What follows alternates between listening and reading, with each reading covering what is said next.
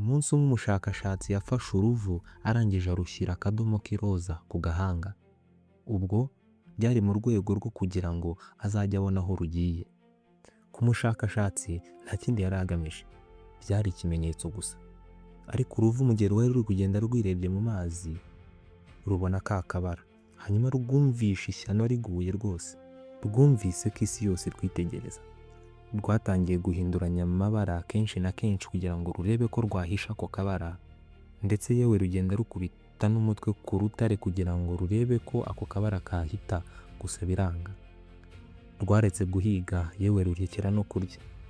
Ubwo imbaraga ndetse n'icyizere byari bitangiye gushira, rwikuramo icyizere cy'ubuzima hanyuma rurapfa.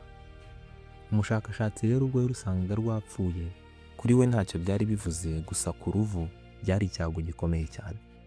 Ibi byabaye rero abahanga mu by'imitekerereze y'abantu ndetse n'ubwenge bw'abantu babyita the spotlight effect.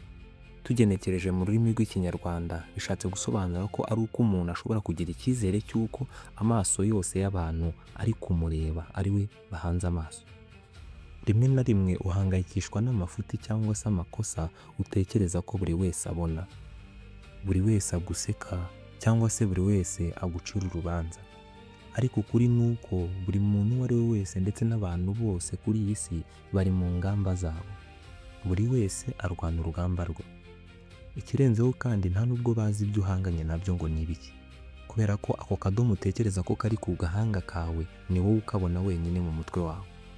Icyangombwa rero ni uko ugomba kureba imbere kandi ube uwo uri we, we gutekereza ko uzaba uwo abantu bashaka ko uba we. Hagarika gupfira ubusa ku tuntu dutoya abandi batakubonaho.